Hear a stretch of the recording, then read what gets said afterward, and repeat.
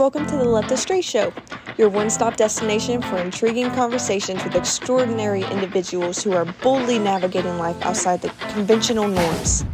Our host, Scott Fullerton, is thrilled to embark on this journey of discovery with all of you. The Str8 Show, we believe that every person's story is unique, and it's our mission to showcase the diversity of human experiences.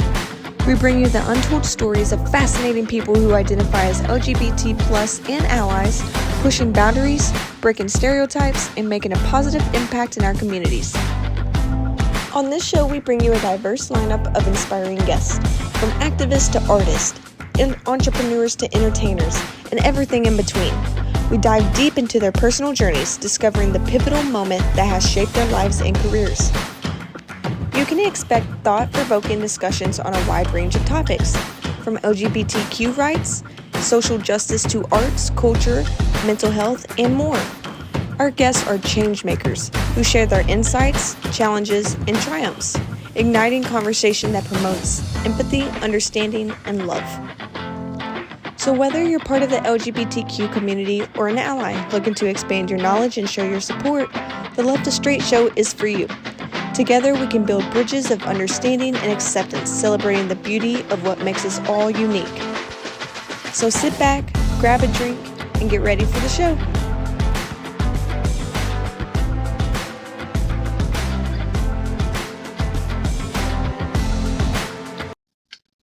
All right, everyone. Welcome back to the Str8 Show interviews, where we've been celebrating the spooky season of October all month long. I'm your host, of course, Scott Fullerton. Today I have a very special guest with me.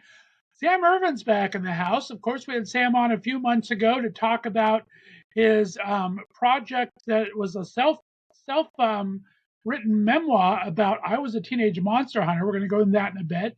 But with Halloween, we had to bring him back on. Of course, he directed Elvira Haunted Hills and so many great things.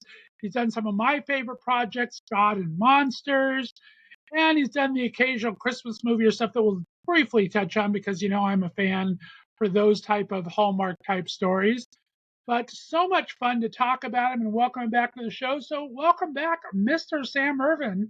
How are we doing, sir? Hey, Scott. No, I'm doing great. I'm really happy to be asked back. Thank you.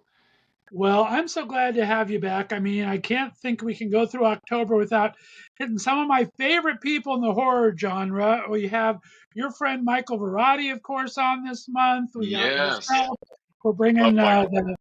the Scream Queen podcast guys on, so we're going to have a lot of fun with everybody. So I Excellent. appreciate you taking the time because horror is one of your go-to bailiwicks, my friend. I mean, not only Oh, yes. movies, books. I mean, we talked all about our first interview, and I'll put a link to our first interview we had a couple months ago that Great. kind of gave you the backstory for all of that. I mean, being in the movie business, kind of with your theater company the theaters that your parents owned and everything back in the day. So you've been into this movie and horror genre for quite a while now. I have.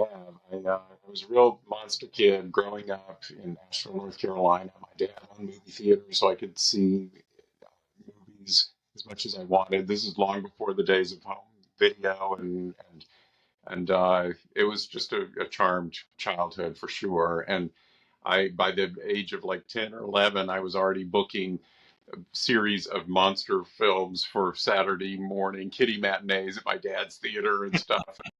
And yeah, it was just great. He took us on a trip to California, and I got to see them shooting The Great Race at Warner Brothers, and it was just so mind blowing. It was a big iceberg scene and everything that it just transformed me overnight. I at 8 years old decided I wanted to be a movie director, and it was tunnel vision, and that's what I ended up, eventually doing. I've got over 50 credits now, and still going strong. So here we are.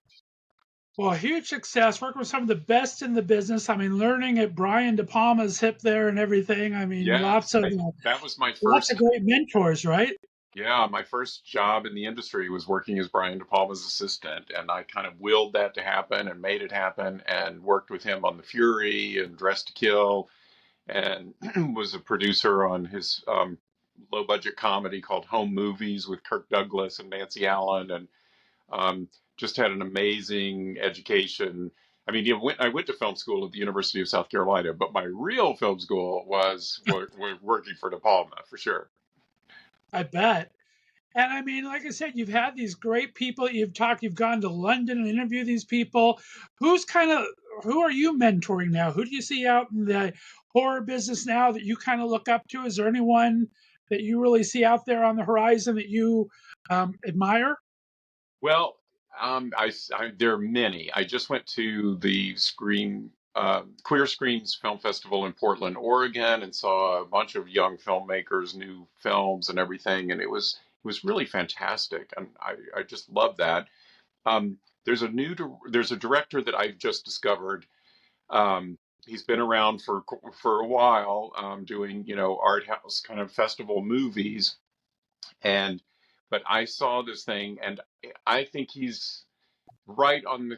I think he's the this generation's Hitchcock or De Palma. I mean, I saw this film a couple weeks ago called Rotting in the Sun. It's a gay filmmaker named Sebastian Silva, and this movie just freaking blew me away.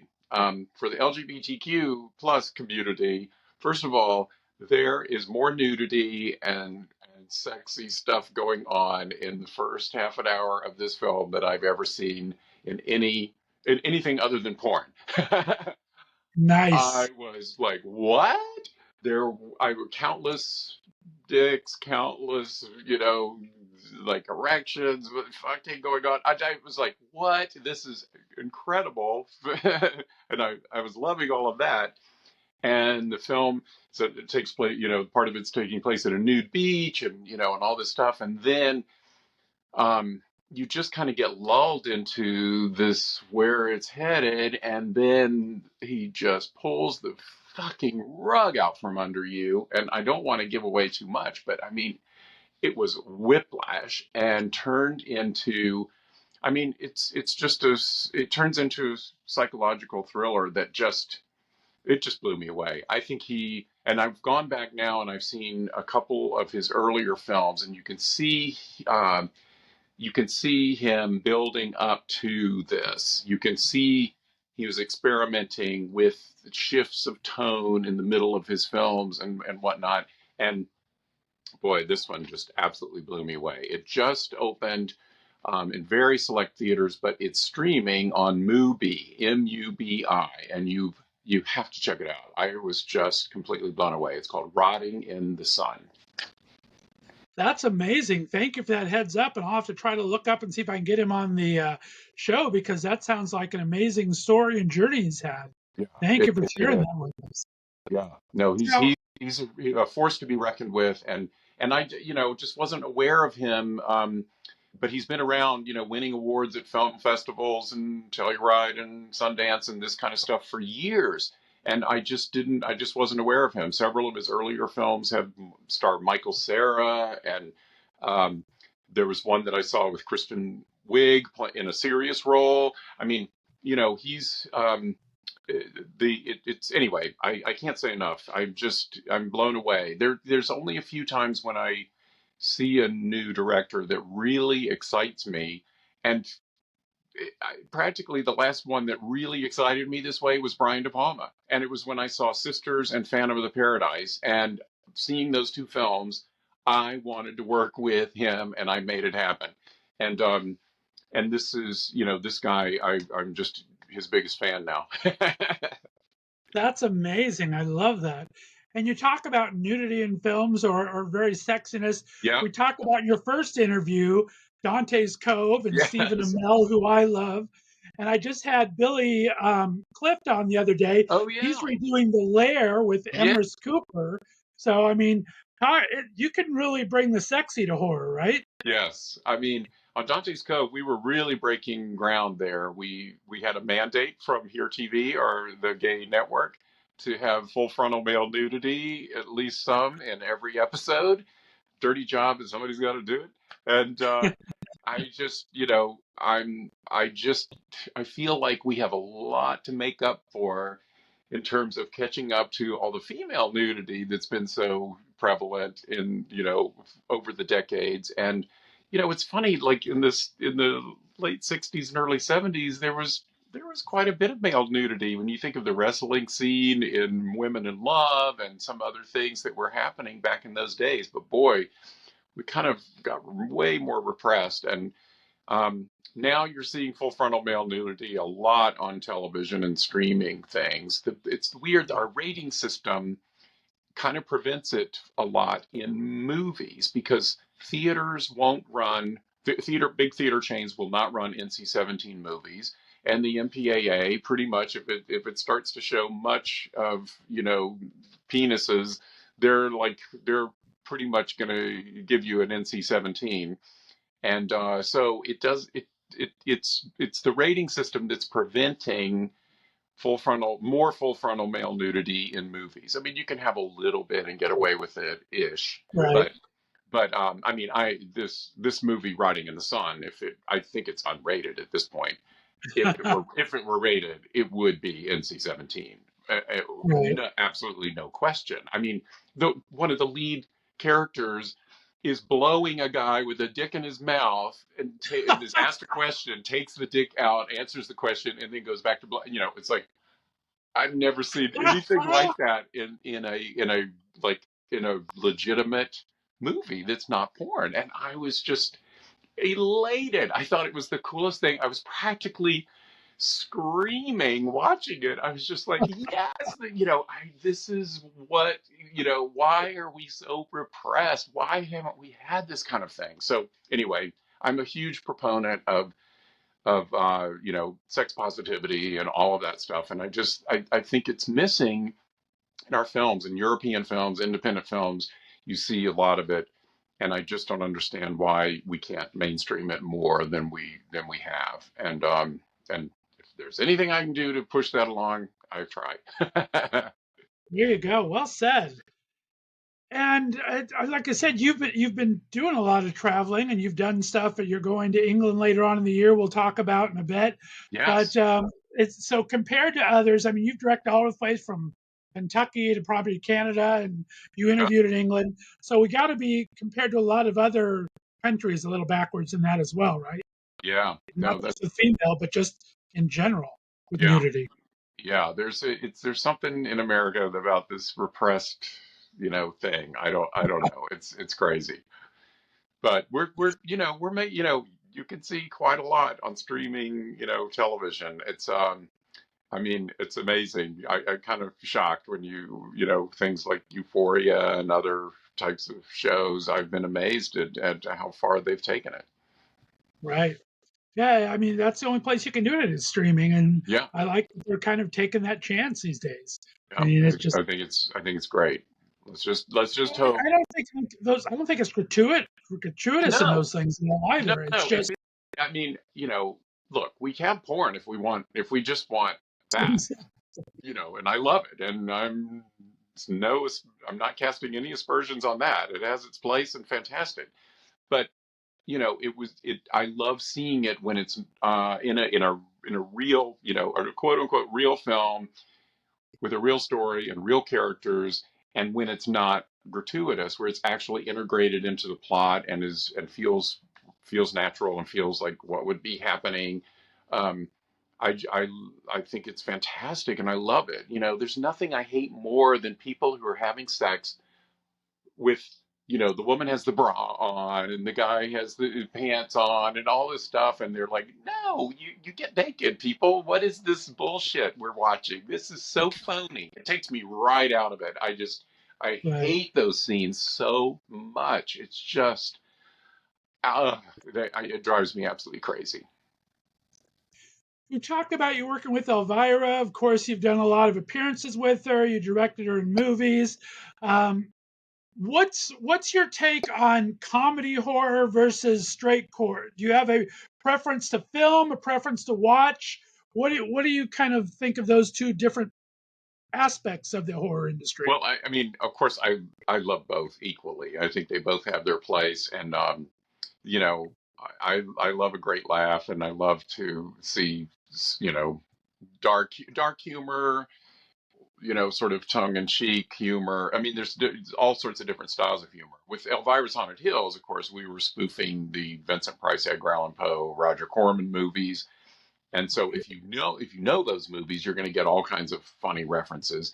But it also stands up on its own, where even if you haven't ever seen those films, it's still funny. And that's I that's the most fun I've ever had making a movie. It was just a laugh riot every day, and I absolutely love our queen of Halloween, Cassandra Peterson, who is Elvira, Mistress of the Dark. And um, we've been friends for 30 years, and we took Elvira's Haunted Hills was made in 2000. Well, we took just this year, on the 23rd year anniversary, we took a group of 30 super fans to Romania to tour the locations where we shot Elvira's Haunted Hills and the studio where we shot it, and all this stuff. And it was a 9-day tour. It was absolutely incredible, and we had a blast. It was so much fun. And then when I was at the Queer Screams Film Festival in Portland, I showed Elvira's Haunted Hills, and Cassandra and I introduced it, and it was a sold out charity screening for a local Portland LGBTQ plus charity. It was actually for youth, for queer youth. It was an organization that helps queer youth with suicide hotlines, and all this kind of assistance and aid that they need. And it was just really great to raise money for a good cause that we all are very excited about, and to see people turn out, to this full house of people for this film that's 23 years old. And everybody just laughed so much. It was just so gratifying and fun to see it, with people really getting all the jokes and loving it. I bet. I was going to ask about Romania because we hinted on it on the last interview. You were getting ready to go, I believe. Yeah. And you guys really got to check that last interview because we talk about Haunted Hills and the connection with that with Vincent Price and Yes. Cassandra.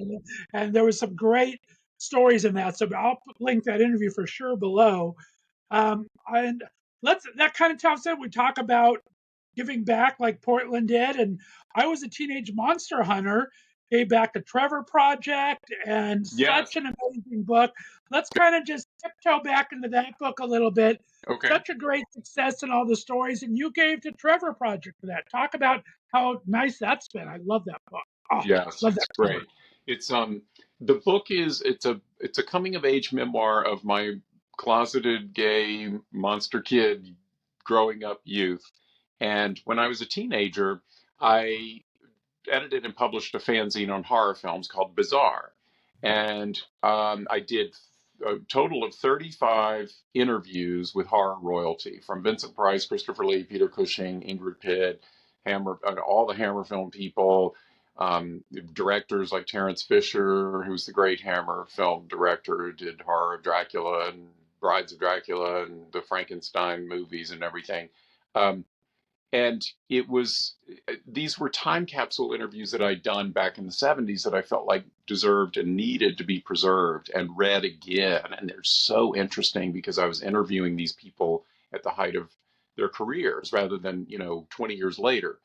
And they were raw interviews. The answers were incredibly frank and unfiltered, and back in those days, kind of politically incorrect. And sometimes it was like, whoa, when there was outings going on of gay people, and it was like, whoa.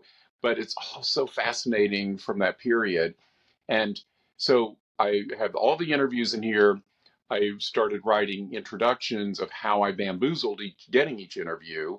And then I realized that those stories were really fun and sometimes as good or even better than the interviews themselves. And then I realized I needed to set up, how I started the fanzine and how I became a monster fan, and really dealing with my coming of age as a gay kid.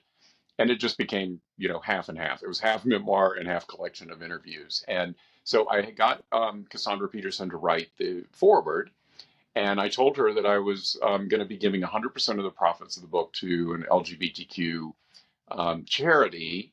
And she said, "Oh, have you thought about the Trevor Project?" And I said, "Oh my God, that would be perfect because the Trevor Project, of course, it benefits LGBTQ youth, and this is about my youth as a closeted gay kid." And so we do that. We're giving 100% of the profits of this book to the Trevor Project. And it's available on Amazon in hardback and paperback and audiobook. There's a 21-hour audiobook that I mostly narrate, but Cassandra recorded her foreword. My great friend Julie Brown, she records my little author bio. And then I got for the interviews, anyone who was still alive, I contacted them and they all agreed to come back and re-record their answers. So I have Jane Seymour and Stephanie Beacham and a lot of the Hammer film ladies like Linda Hayden, Madeline Smith, and many more who re-recorded their answers. And then for people who had passed away, like Diana Rigg, the great Diana Rigg, I got Juliette Mills to record hers, and her husband Maxwell Caulfield did Ralph Bates and Shane Bryant, and et cetera, et cetera. So there's all kinds of wonderful guest stars on the audiobook, and that's available on iTunes, Audible, and Amazon. And again, the profits go to the Trevor Project. So it's long-winded, but that's what this book is all about. No, fantastic. I love talking about it in the previous interview, and you talk about the length of it and 21 hours of audio. There's a jillion pictures to it. Yeah, Numbers I mean, like it's 400 pages, and there's over 600 photographs in here. I mean, it's an amazing.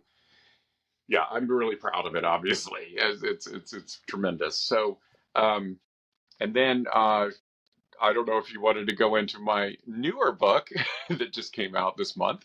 you will. We'll go into that in 2 seconds. I have two audience questions I want to do. Oh, great. I kind of put out the other day if anyone had any question for my guests. So I picked two that I liked for you. Let me pull them up here. One Okay. kind of fun and goofy, one's a little serious. Daryl Siegel from Monrovia, California asked, "You always dress so amazing in your interviews and when you're out in the town. What do you dress up for Halloween? And does your husband participate in as much as you do, or what does he think about it all?" Well, yeah, I have become kind of the fashionista in my old age, and I think it's to distract from the wrinkles. It's like I'll just get my drip on and have everybody look at my fashions. No, I just have so much fun with it, and people do respond to it really well. And when I go to conventions, I love, changing it up each day and posting a video of, what I'm wearing today and that kind of thing. And it kind of organically grew and grew and grew. And now people expect it of me. And so I have to live up to that reputation. And I have so much fun with it.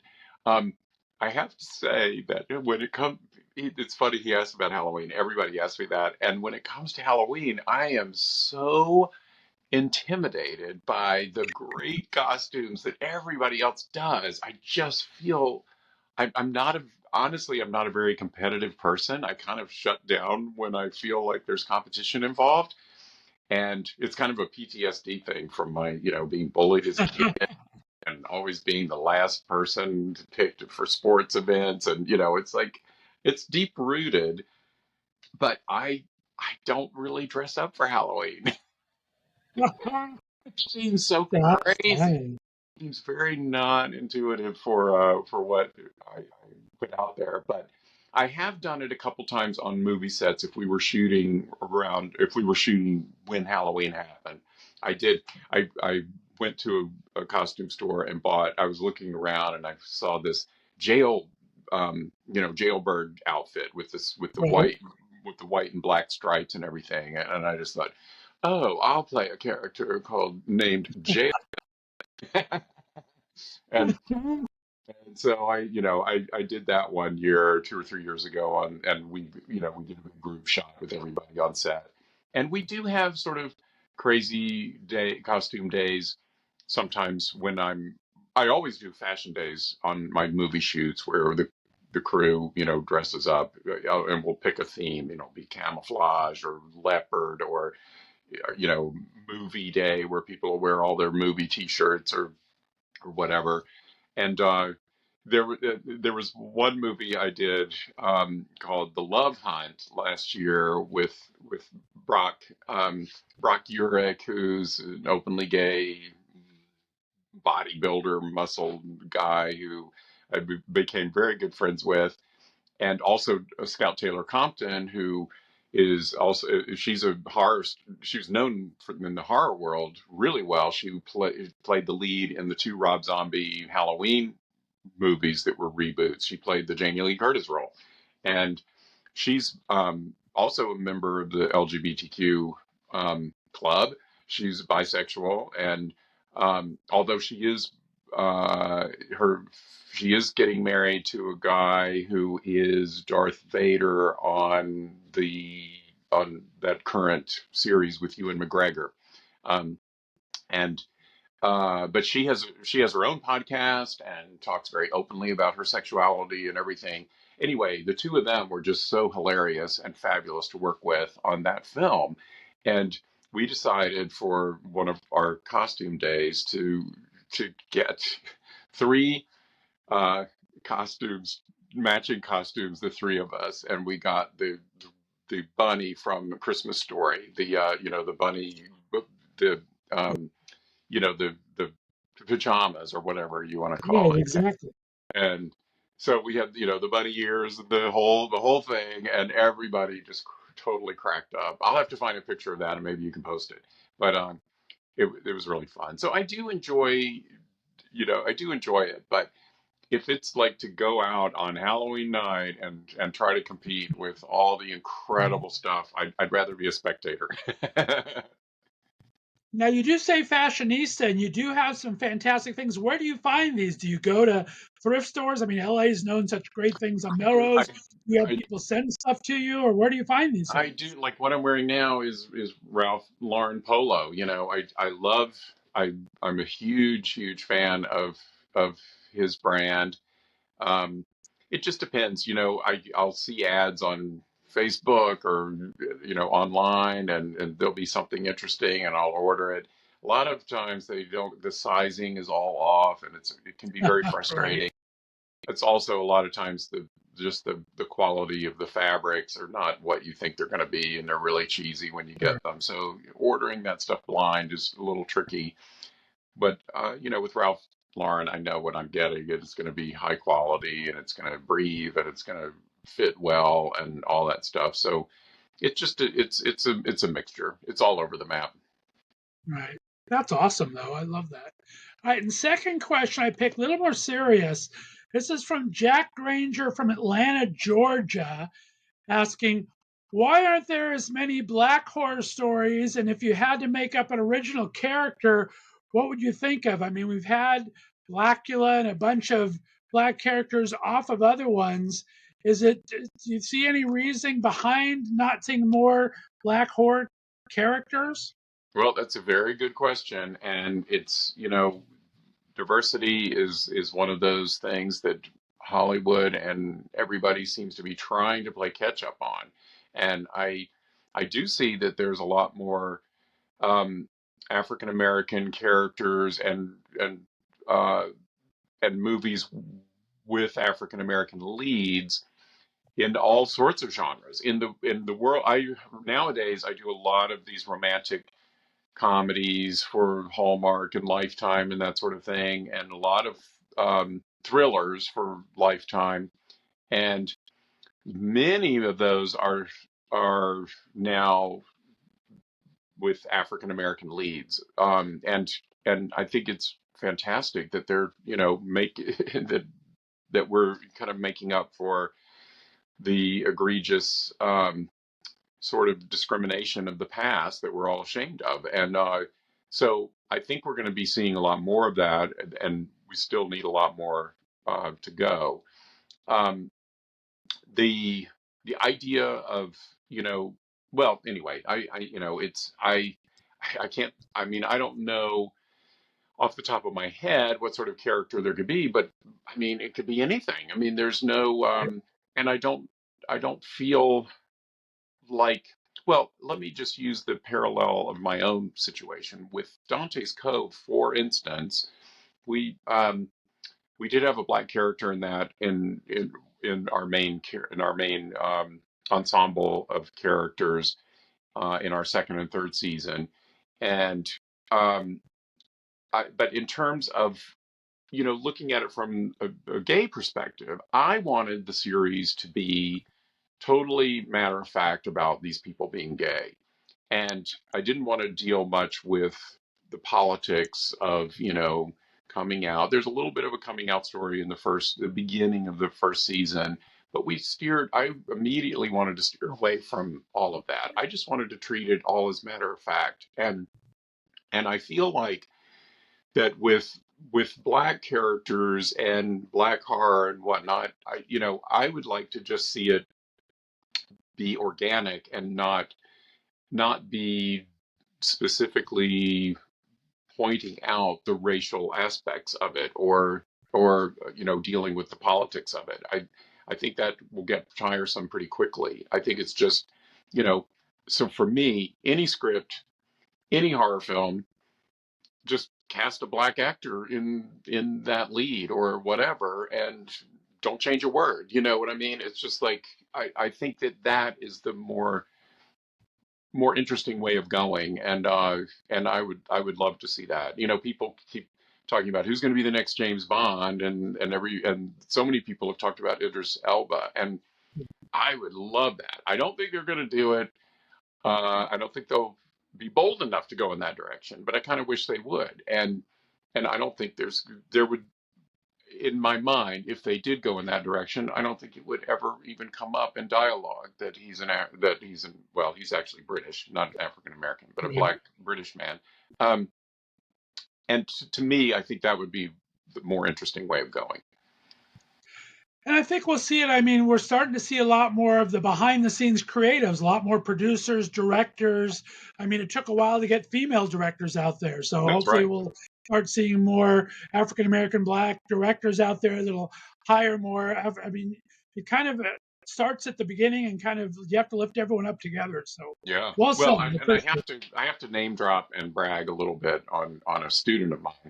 When I was in a lean period for a while, I was teaching directing courses, graduate directing courses at the University of Southern California in the cinematic arts department. And there was this young African American student who was getting his graduate degree in film, and it was his last semester. This was probably, gosh, maybe 2015, maybe something like that. I could be totally off on that, but something like that.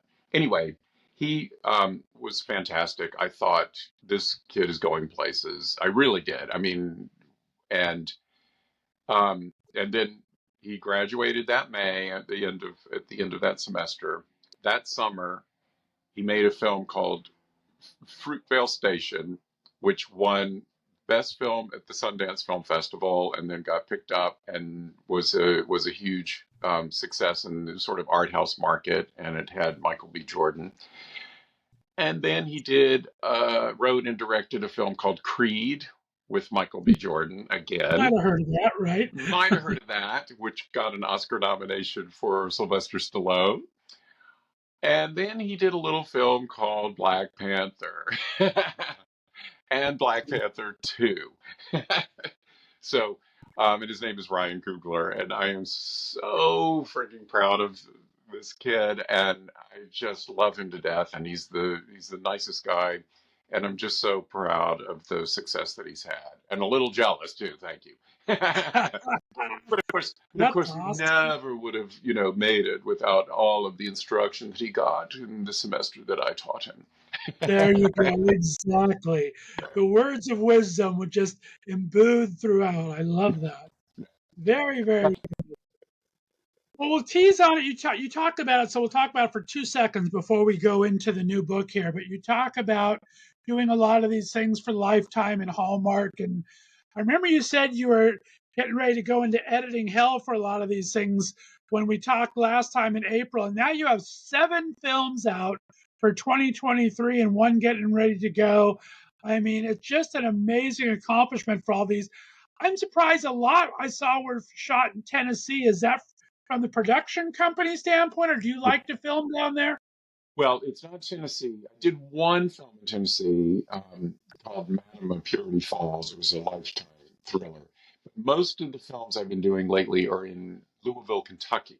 And Kentucky, that's okay. and the reason the production companies go to different states like Kentucky is that the state offers incentives for film production, and there's tax credits, there's rebates, and all sorts of stuff. And I don't even know the ins and outs of it. It's all the money and the business part, which I don't really pay attention to.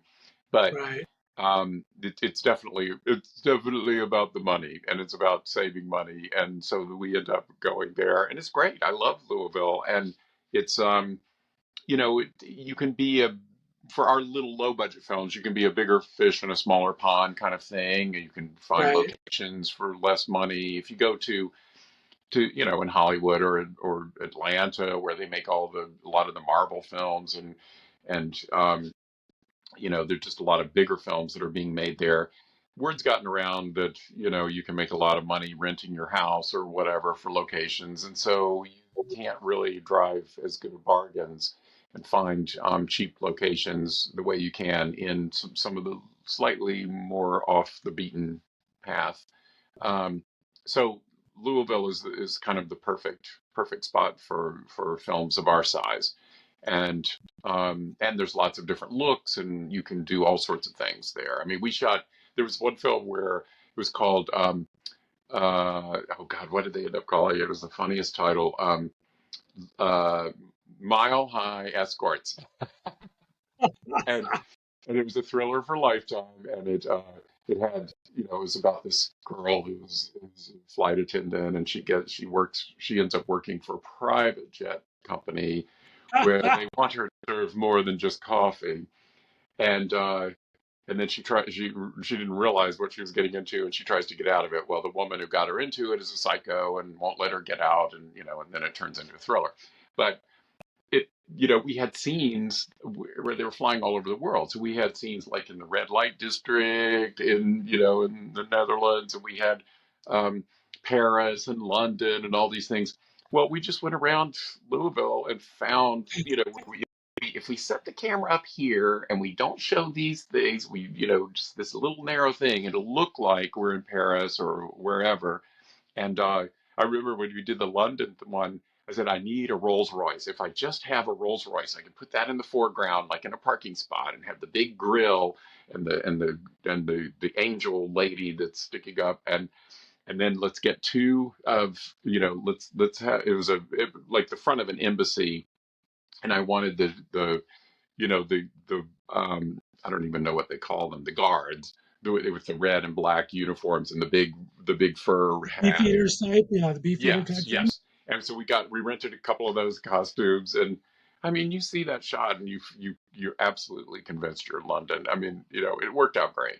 We had so much fun. So there's always kind of cheating with that, and you buy stock footage for an establishing shot, the Right. skyline of London, and people buy it, and so it's fun. I love creating those kinds of things. That's amazing. Well, I'm looking for a lot of them have been out, a couple of them still coming, but 7 for 1 year, that's quite an accomplishment, my friend. I saw the one with Brock. You're going to have to give me his contact information. I mean, he has a great backstory. He used to dance at Pulse nightclub. He made a film about it that he wrote and produced. So, yeah, very cool. I like it. Yeah, I love Brock. He's an amazing actor, and it looks like I'm reuniting Brock and Scout Taylor Compton from that film in another film, a Christmas movie that we're hoping to do. It's just been a little crazy this year with the strikes and everything, so we're Sure. hoping to get it going. Awesome. I love that. All right. Well, let's go ahead and jump into this new book. I mean, I absolutely, you do so well at these things. Of course, it's based on Frankenstein. It's based on actually a miniseries, I think, right? Yes, Talk there about was. what was the inspiration for this. And again, I guess size matters here. We're talking about 8.5 by 11 inches, 400 color pages, 1,250 images. I mean, it's No, you through and through, my friend. it is a huge coffee table book. yeah. There's a lot in here, and it's really been my lifetime dream to do a book on this miniseries. The miniseries was a two-part NBC um, miniseries in 1973. The movie was called Frankenstein: The True Story. First of all, ignore the title. It's a terrible title. NBC it was shot. The movie was shot under the title Dr. Frankenstein, and the the filmmakers never intended it to be faithful to Mary Shelley, or it's certainly not a true story. It's a fictional story. I mean, everything about the title is just wrong, wrong, wrong, and I hate it. And every review of the movie has to start off, you know, negatively explaining that no, it's not faithful to Mary Shelley and all this stuff. It just drives me crazy because it ignores ignores the fact that this is a great film, and it's a great film that stands on its own. Um, so don't go by the title. It was it's the gayest Frankenstein film ever made. Number one. At 17, seeing it as a closeted gay teenager, I picked up on gay subtext in this thing, like a bullhorn. It was screaming out at me. First of all, you have Dr. Frankenstein, played by 22-year-old Leonard Whiting, hot off of Zeffirelli's Romeo and Juliet, where he played Romeo. I mean, he was dreamy.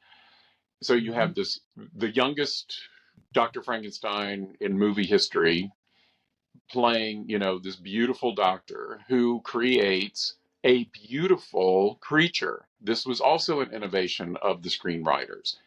And they wanted the creature to start off beautiful. And he calls him beautiful. And he's half naked when he's brought to life. And then the brain that he's put in him has amnesia, and he has to sort of teach him how to be presentable in high society, and takes him on a date to the opera. And there's just, it's so clear that there's this relationship between these two gorgeous men. And so there's all of that subtext, but then there's lots of other gay characters in the film. James Mason plays, if you ever saw Bride of Frankenstein, there's the Dr. Pretorius character played by Ernest Thesiger, which is clearly a gay character, played by a very gay actor. And it's one of my favorite all-time favorite characters in cinema, and it was one of the earliest sort of obviously gay characters in a mainstream movie. Well, the James Mason character in Frankenstein: The True Story is directly based on that character. In fact, in early drafts of the screenplay, he was even called Dr. Pretorius. Now, the screenwriters for Frankenstein: The True Story are a very famous gay couple. It's Christopher Isherwood, the fantastic novelist who wrote the Berlin stories that Cabaret was based on, et cetera, et cetera. He also wrote um, the Colin Firth movie. Uh, I can't think of the name of it right now, but anyway, he's an amazing writer. And his lover, Don Bachardy, who's a world famous portrait artist and erotic nude male artist, and has had many coffee table books of his work, and his artwork is in every major museum in the world. I mean, when I say world class, he's wildly famous for his paintings. But they wrote this screenplay for Frankenstein: The True Story, and laced in all kinds of gay subtext. Oh, and David McCallum, who just passed away, is in the film and plays a gay doctor. He plays the former lover of the James Mason character, and it's David McCallum's brain that is implanted into the creature, into Michael Sarrazin's body, but has amnesia. But throughout the film, he eventually starts to get his memory back, and ends up, with the fully functional brain of that character by the end of the film. I won't give away too much, but there's anyway. It's the whole film is such a fascinating, wonderful movie, and it was shown on 2 nights, 2 hours each night. But once you take away all the commercials, it's a full three. The running time is a 3 hour movie. It's also been restored now on an incredible Blu-ray from Shout Factory that came out a couple years ago, and it looks better than it has ever looked. and you must see the full 3 hour version. When you go on look for it on streaming and stuff like Amazon Prime has the worst version. It's a 2 hour butchered cut that was released in some foreign countries. Please don't watch that. You will not see what this film is all about. And it's an all-star cast. I mean, aside from James Mason, Leonard Whiting, Michael Sarrazin, there's also Jane Seymour plays the female creature. Agnes Moorehead, Sir Ralph Richardson, Sir John Gielgud, Tom Baker, who went on to be Doctor Who, Margaret Leighton, Michael Wilding, Nicola Paget, just an amazing, amazing cast. It was produced by Hunt Stromberg Jr., who was gay, and he and the gay screenwriters and the gay editor and some of the gay actors, they all called themselves the Lavender Hill Mob because they were actively plotting to squeeze as much gay subtext into this film that would get by the censors as they possibly could. And I uncovered this whole scheme, and that's what I write about in this book. And it's been, I've been kind of investigating all of this ever since 1973. I put this film on the cover of my fanzine Bazaar in 1974. When I was in London as a teenager, I interviewed Jane Seymour and some other people involved in the film and started getting hints that, all this gay subtext really was intentional. And throughout the years, I've just investigated it more. And then in 2017, I wrote an article, a huge entire issue of Little Shop of Horrors magazine devoted to the making of the film. And I won a Rondo Award for Best Article of the Year.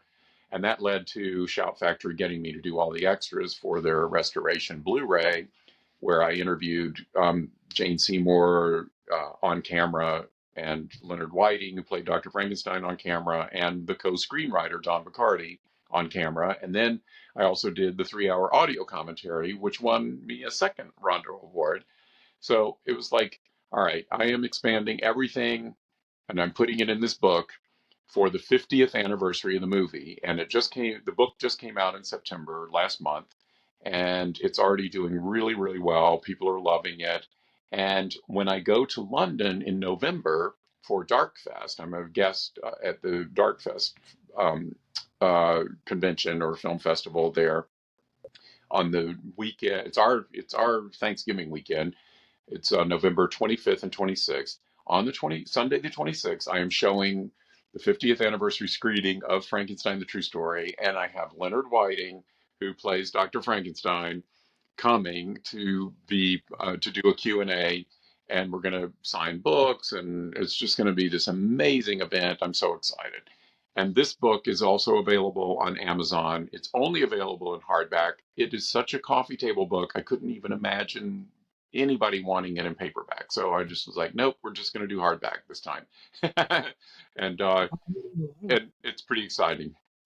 It was amazing reading about it and all the detail that's into it and everything. And like you said, I read about the Lavender Mob there, and I just Yeah. thought that was some fascinating stuff. So that is cool that that panel sounds amazing. I wanted to kind of end with that here in a second because I saw you're doing a little cameo role in a Frankenstein movie that has a little hottie you showed a picture of on your Instagram the other day. Talk Yeah. about that film. Well, there's a filmmaker, a gay couple who are married. Their names are Dean.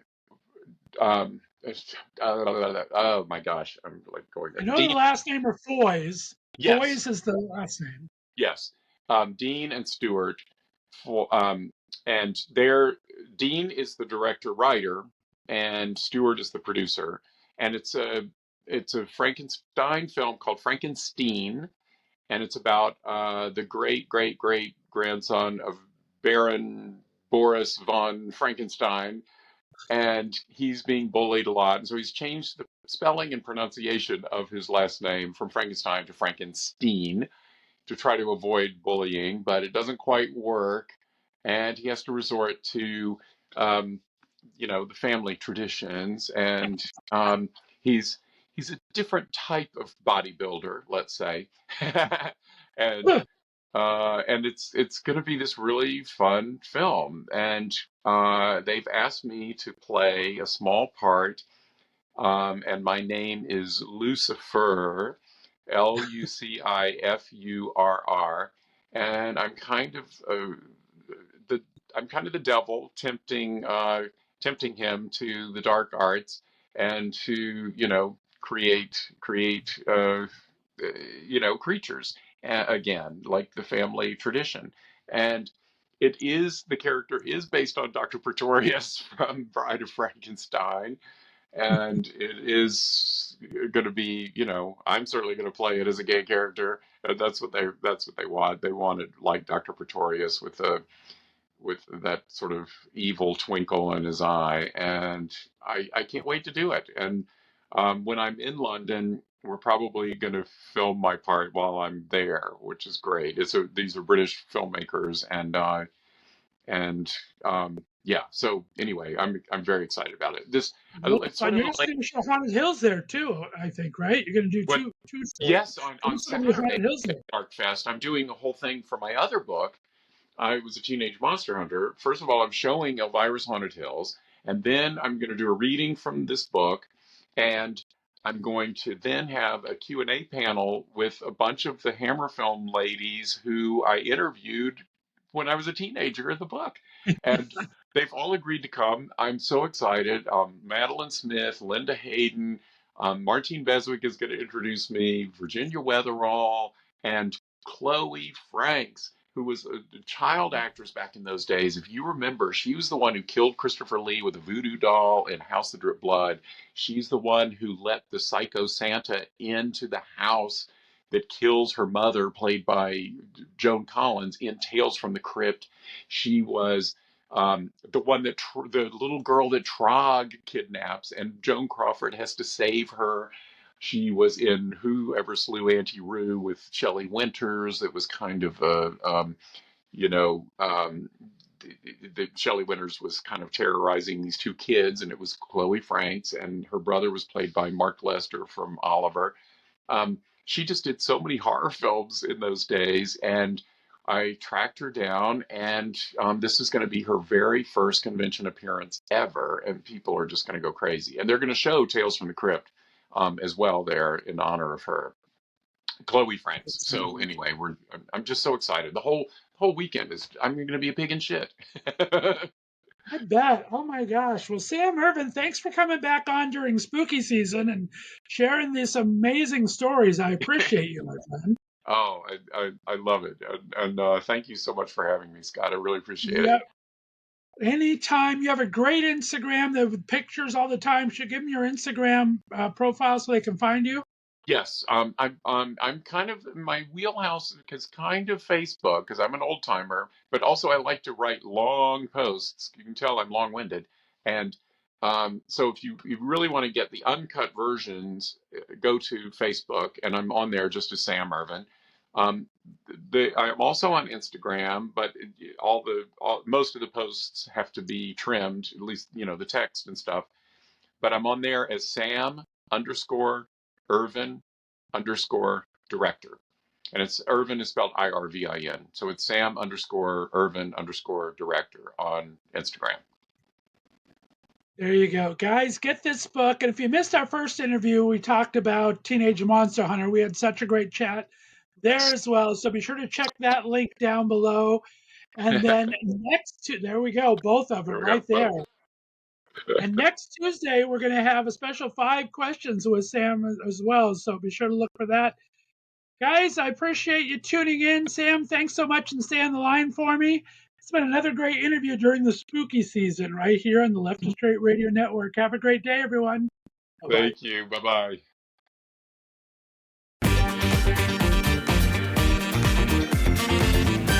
Thanks for listening to The Left of Str8 Show. Be sure to subscribe on your favorite podcast distributor, and please give us a 5-star rating so more listeners can find us. You can follow us on social media, and be sure to check out our website, www.leftofstraightradio.com, for contests and other news and information. See you next week.